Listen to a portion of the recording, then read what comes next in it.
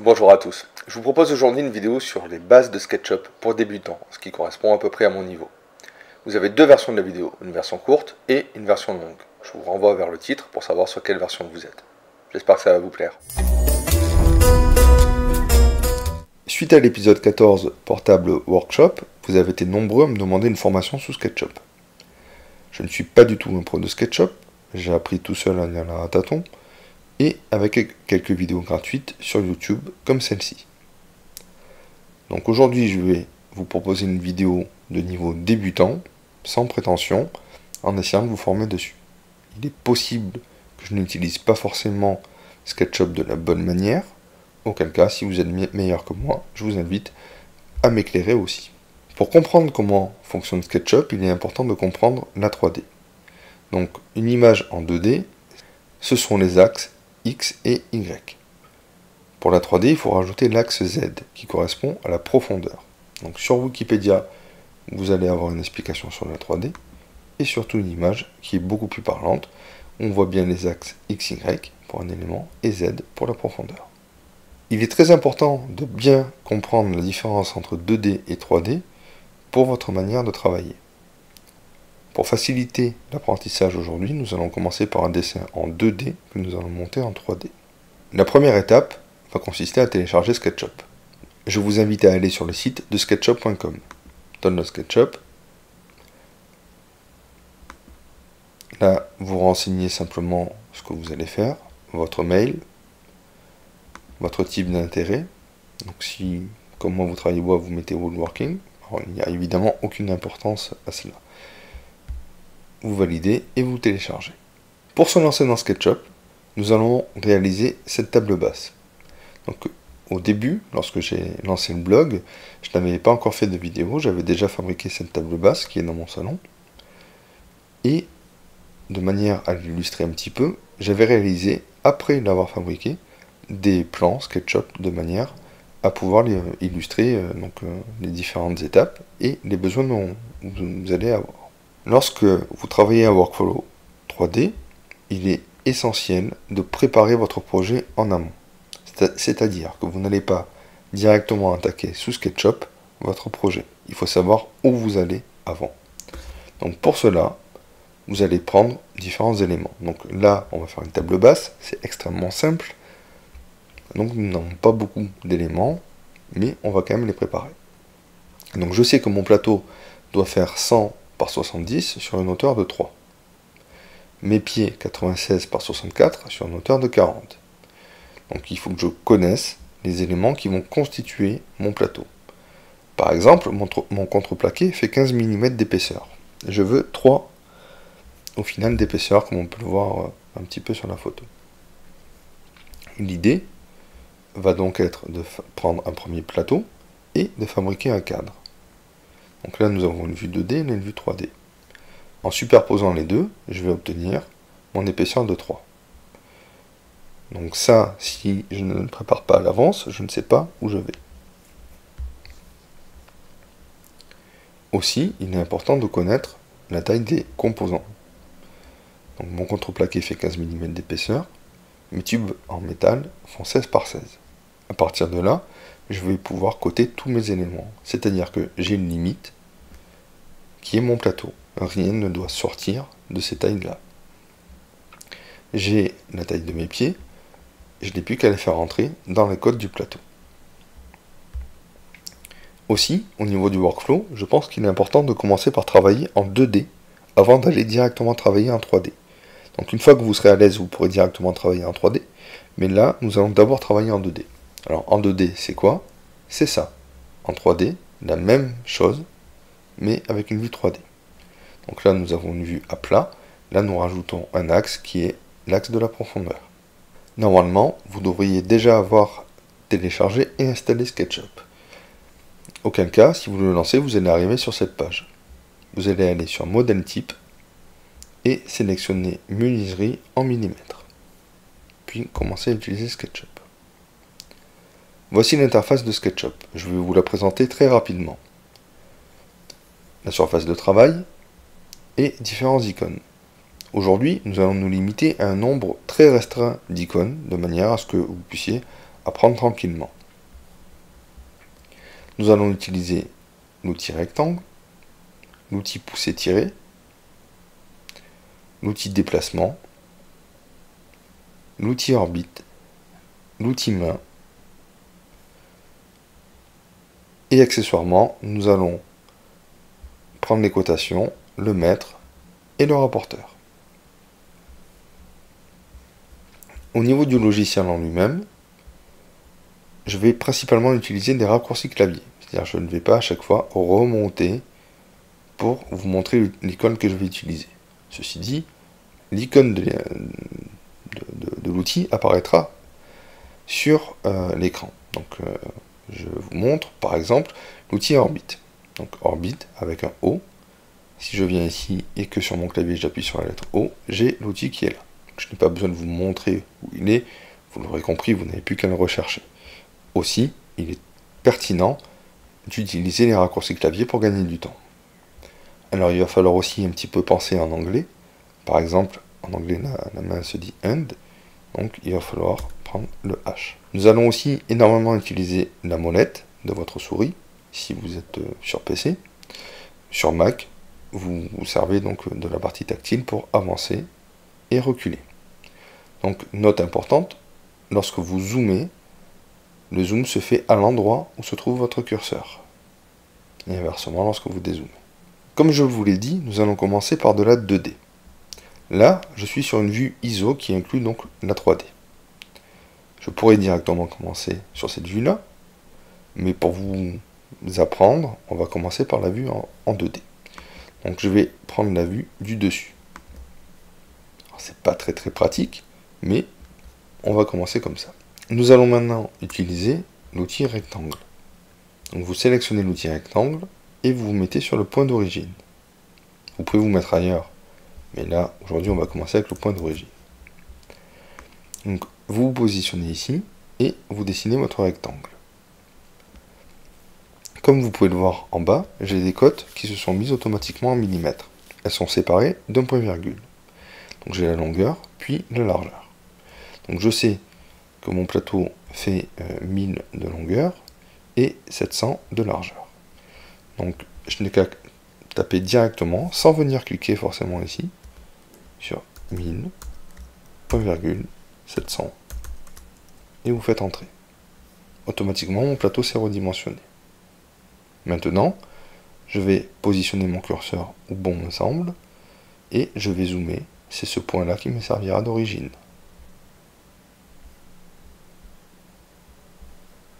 Si je dézoome, il faut que je m'éloigne de mon objet pour le revoir. Donc là, mon plateau est fait. Je vais maintenant dessiner deux éléments qui vont venir se mettre en dessous. Donc pour le moment, il n'a aucune hauteur. Donc je vais vous prendre l'outil orbite, on va tourner autour. Comme vous pouvez le voir, il n'a aucune épaisseur. Je vais tracer un autre élément qui va constituer le cadre. Donc à nouveau, je rentre quelque chose de quelconque. Donc mon cadre, je veux qu'il fasse 5 cm de largeur. Donc je tape 50, puisque je suis en millimètres, point virgule, 700. Je veux donc un angle à 45 degrés. Pour cela, je vais utiliser l'outil rapporteur. Donc là, je me positionne un petit peu mieux pour qu'on le voit bien. Donc l'outil rapporteur, c'est celui-ci. Vous venez sélectionner votre rapporteur. Vous vous posez sur un point, qui va être votre point de départ. Un deuxième point, qui va être votre point de référence. Puis, vous tournez votre souris. Et si vous regardez bien en bas à gauche, à droite, pardon, excusez-moi, vous allez avoir donc l'angle qui apparaît. Donc les angles les plus utilisés, comme le 45 degrés du coup, se positionnent automatiquement. Maintenant, je vais volontairement bouger. On voit que j'ai un angle approximatif de 34,5 degrés. Ça ne me convient pas, donc directement au clavier, je vais saisir 45, puis entrer. Mon angle est fait. Donc il y a d'autres manières pour supprimer de la matière, mais pour le moment, je vais vous montrer celle-ci. Parce qu'elle peut vous servir pour plein d'autres choses, donc autant la connaître. Je vais utiliser le crayon et venir tracer un point ici puis un point ici. Automatiquement, j'ai divisé ma forme, c'est-à-dire que j'ai un autre élément dans cet élément. Je vais utiliser l'outil gomme et je vais supprimer les deux éléments autour. Je n'ai plus besoin de mon trait de repère, je le supprime aussi. J'ai maintenant un premier trait à 45 degrés. Je vais faire la même chose ici. Donc je prends mon rapporteur, je prends un premier angle, un point de référence, je me positionne sur 45 degrés, je prends mon stylo, ma gomme,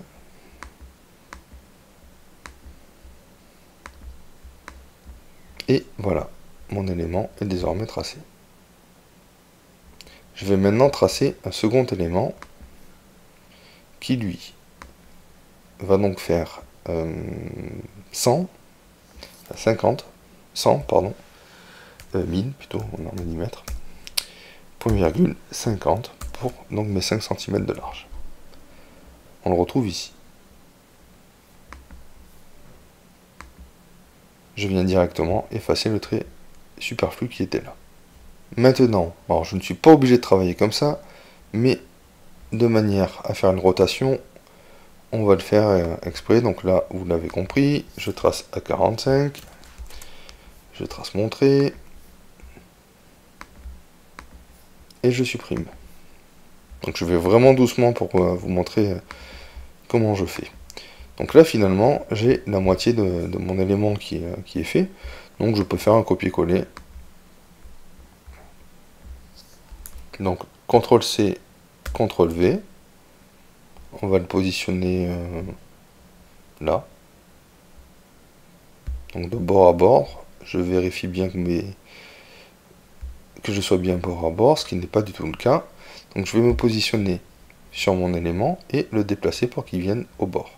Alors, si jamais il ne vient pas complètement au bord, vous prenez une extrémité et vous le rapprochez de l'autre extrémité. Et là, je suis complètement de bord à bord. Bon, je ne peux pas plus zoomer, mais vous l'avez compris. Donc je vais dézoomer. Maintenant, je veux que cet élément vienne ici. Donc je viens utiliser l'outil rotation. De la même manière que le rapporteur, il va me falloir un point de départ. Donc ici, c'est mon extrémité, mon pivot, qui va être ici. Et un point de référence, donc ici. Maintenant, je n'ai plus qu'à tourner jusqu'à obtenir ce que je désire. Donc en l'occurrence, 180 degrés. Maintenant, mon cadre est fait. Vous avez vu, ça a été extrêmement simple de dessiner ce plan en 2D. Maintenant, nous allons devoir lui donner de la matière. On va passer maintenant à la 3D. Donc pour ça, il faut que je rajoute de la hauteur. Je vais utiliser l'outil pousser-tirer. C'est donc cet outil-là, qui est extrêmement simple. Vous cliquez sur la face de référence que vous souhaitez modifier. Elle est désormais sélectionnée. Et soit vous montez, soit vous descendez. Là, en l'occurrence, je vais monter et je vais saisir ma valeur. Donc, ça fait 15 mm. Donc, je tape 15 et je valide. Je viens maintenant sur le cadre faire la même chose pour chaque élément. Avant de pousser-tirer mes éléments, ici, nous avons quand même une particularité. Le fameux trait que j'ai fait là vient séparer ma forme. Ce qui fait que si je monte ma forme de 15 mm, ici, on est bon. En revanche, si je vais en dessous, on voit que j'ai un vide. Donc, on voit mieux ici. Donc là, mon espace est vide.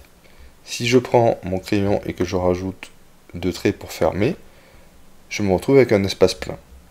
Alors, deux solutions. Soit je fais ça pour l'ensemble de mes éléments, et je perds un petit peu de temps. Donc là, je fais un CTRL-Z pour annuler. Soit, puisque je n'en ai plus besoin, je n'ai plus besoin de mes angles, je les connais déjà, je peux directement les supprimer. Donc je prends ma gomme et je viens supprimer mes 4 angles.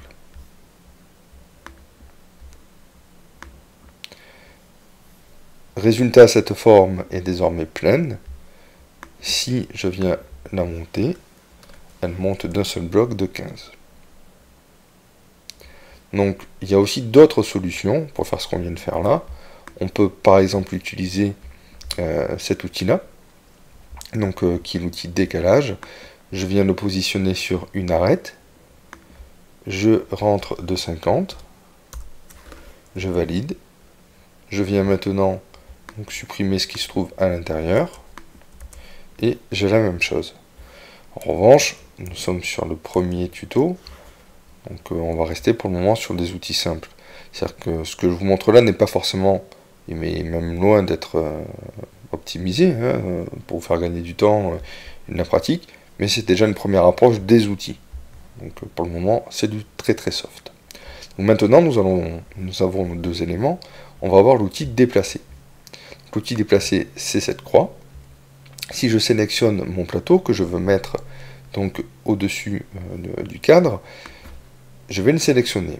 Le point sur lequel j'ai cliqué va être un point de référence autour duquel... Ah, attendez, j'ai oublié de vous montrer un petit quelque chose avant. Là, je viens de déplacer une face, c'est-à-dire la face du haut de mon rectangle, enfin de mon pavé du coup.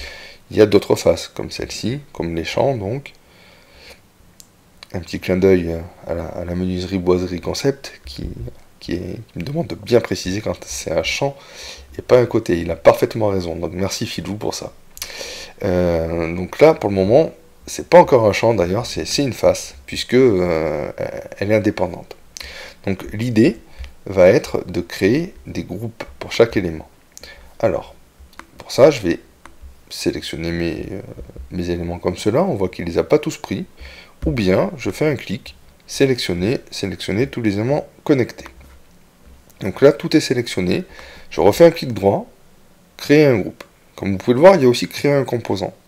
La différence entre un groupe et un composant, c'est tout simplement qu'un groupe, vous n'allez pas forcément le dupliquer. Je vais m'expliquer, par exemple, pour cette table basse, j'ai fixé mes pieds avec des vis. Donc de mémoire, c'était des vis de 25, je crois. Mettons que lorsque je crée mon plan, je mette des vis de 30. Donc 30, vu qu'une partie de la vis rentre et que dans tous les cas mon plateau fait 30, elle sortirait de l'autre côté. Donc ça serait pas terrible. Résultat, il aurait fallu que je modifie, donc j'ai dû mettre une cinquantaine de vis dedans, que je modifie les 50 vis que j'aurais fait dans mon plan SketchUp. Ça aurait été très fastidieux. Donc je crée une première vis, et cette fois-là, je la mets pas en groupe, mais en composant. Ce sera un composant que je vais pouvoir remanier et remanier en nombre. Ce qui fait que j'aurais modifié le composant en vis, je l'aurais passé de 30 mm à 25 mm, et automatiquement, tous les composants vis constituant mon SketchUp seraient passés sur les mêmes cotes.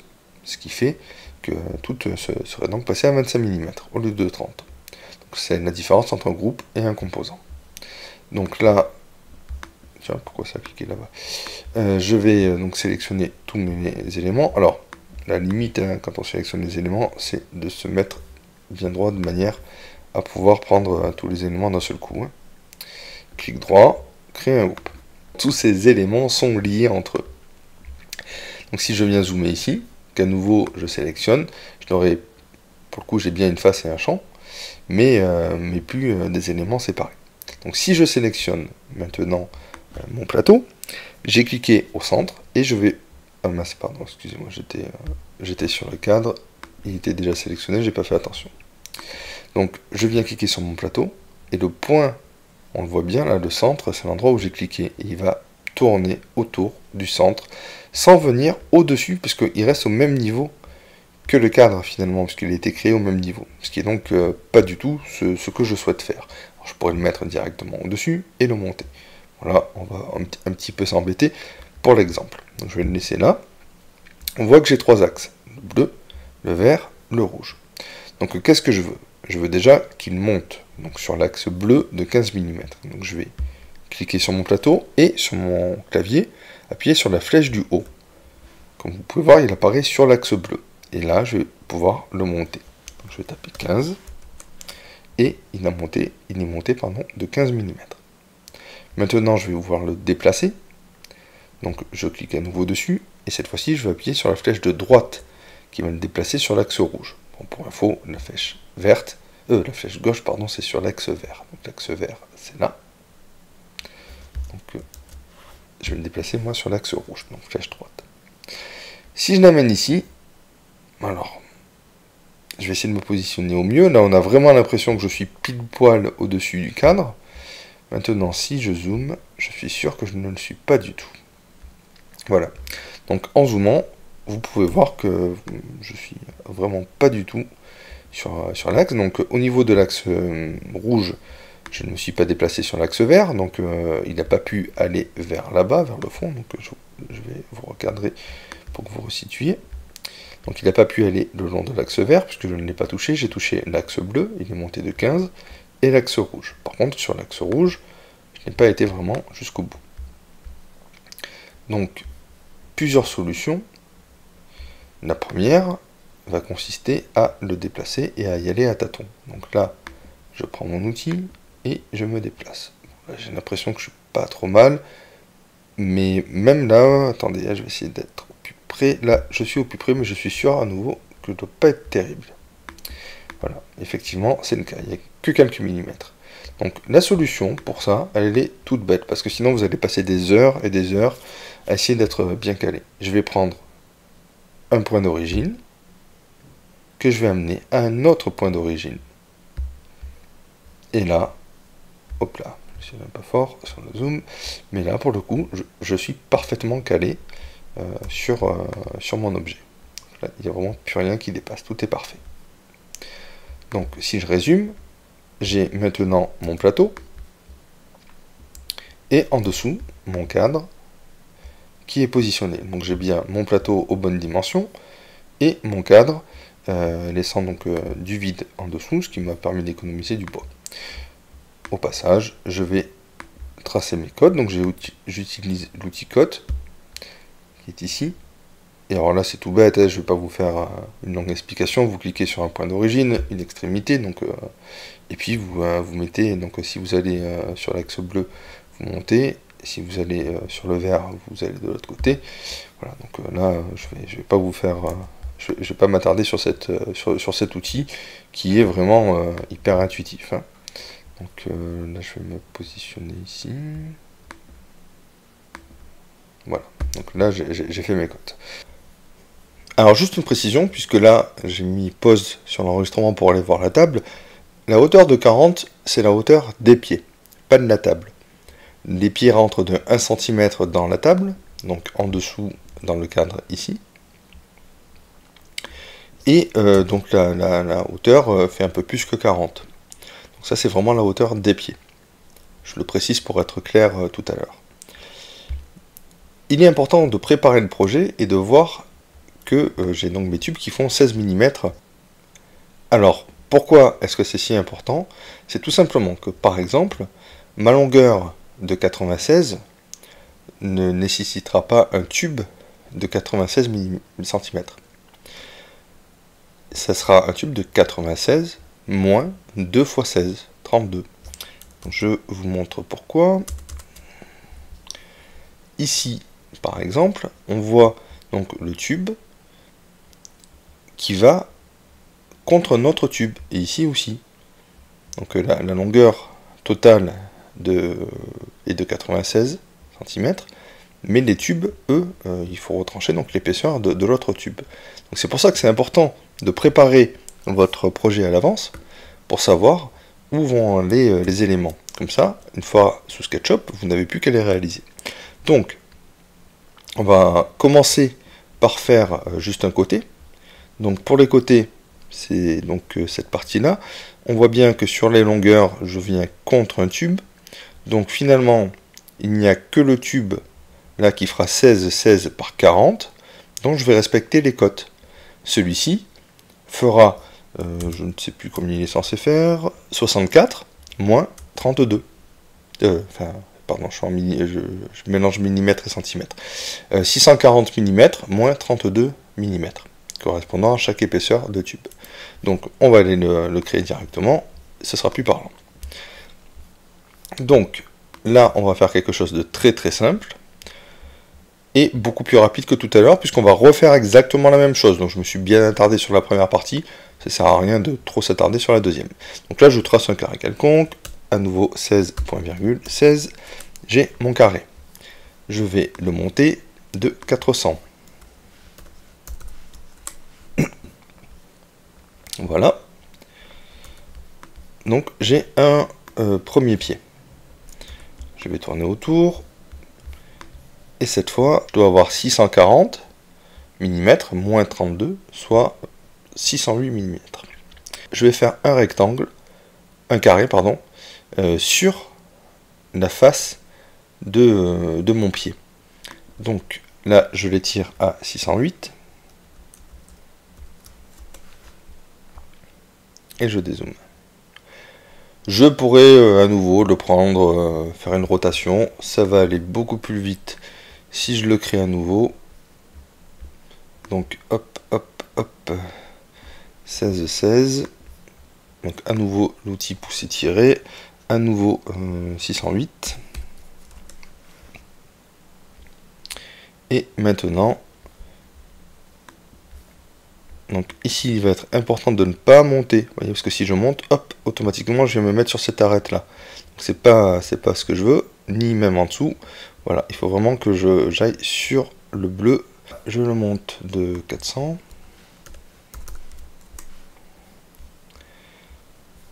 Et donc là, j'ai tous mes éléments qui sont tracés. Donc mon premier pied est fait. Je vais faire un carré, je vais me positionner ici. Je sais qu'il fait déjà 16, 16. Puisque automatiquement les tubes font 16. Donc là, j'ai dit 928.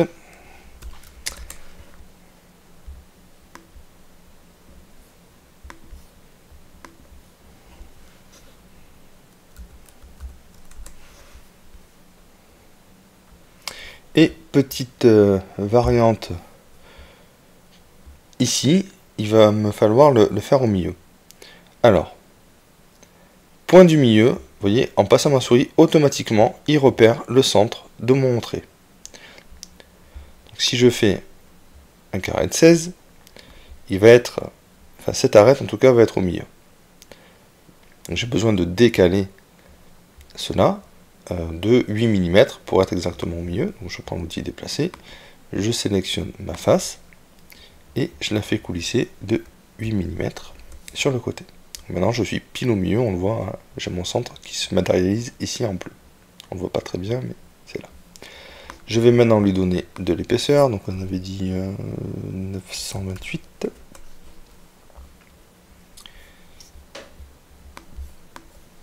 Et voilà, donc là j'ai quasiment tous mes éléments qui sont faits. Je vais reproduire à nouveau mon rectangle. Alors j'aurais pu faire des copier-coller et tout, comme on l'a vu tout à l'heure. Le but c'était de le manipuler pour que vous le voyez un petit peu. Donc là je vais me mettre là, et on va lui faire 16. 16. Ok. Oups. Bon, si j'oublie. On va le descendre de 400. Mon premier pied est fait. On va faire la même chose à côté.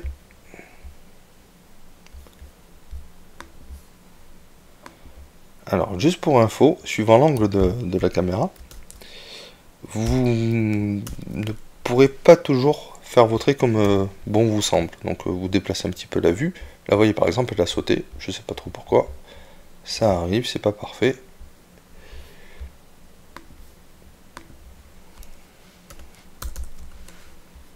Voilà.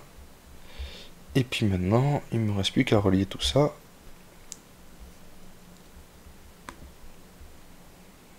J'essaie de pas trop utiliser les raccourcis clavier pour que vous suiviez en même temps. Mais bon, faut penser à les utiliser, vous gagnez quand même pas mal de temps. 608. Maintenant, mes pieds sont faits. Pour déplacer mon plateau, je prends l'outil déplacer, je clique sur mon plateau, et j'appuie sur la flèche du haut pour qu'il se déplace sur l'axe bleu, qu'il monte. Je le mets à 39 cm. Et on va plus le bouger. Ce qu'on va déplacer maintenant, ça va être les pieds. Comme ça, c'est fait. Alors, les pieds. Donc, je sélectionne ce composant, ce groupe, pardon. Donc, je crée mon groupe. Et je vais maintenant le déplacer. Et là, il devrait être à fleur de l'autre. Mais c'est pas mon but. Je vais me positionner en dessous. Et on va voir le dernier outil qu'on n'a pas encore vu, qui est l'outil mètre. C'est donc celui-ci. J'ai 2 cm de bord ici et 3 ici. Donc là, ça va être tout simple. Ici, vous cliquez et vous vous déplacez. Donc là, en l'occurrence, je vais taper 20 pour 20 mm. Même chose ici. Je me déplace 30. Maintenant, je vais venir zoomer par là.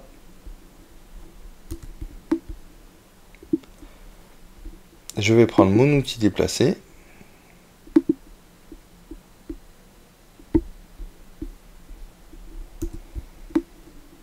Et je me suis parfaitement calé sur mes traits. Donc on peut les voir. Je suis donc à 2 cm et à 3 cm. Normalement, si mes calculs sont bons, j'ai exactement la même chose ici. Donc on va le vérifier avec l'outil cote. J'ai bien mes 3 cm. Voilà, c'est la fin de cette première formation. Donc il y a plein de choses qu'on peut faire différemment. On l'a vu notamment avec l'outil repoussé par exemple. Par contre, c'était pas l'objet de la formation. On est vraiment sur une formation débutant complet. Donc j'ai voulu utiliser le minimum d'outils possible. Donc toutes vos critiques sont constructives. Je suis même très preneur de conseils de ceux qui maîtrisent bien ce logiciel. J'espère que ça vous a plu. À bientôt.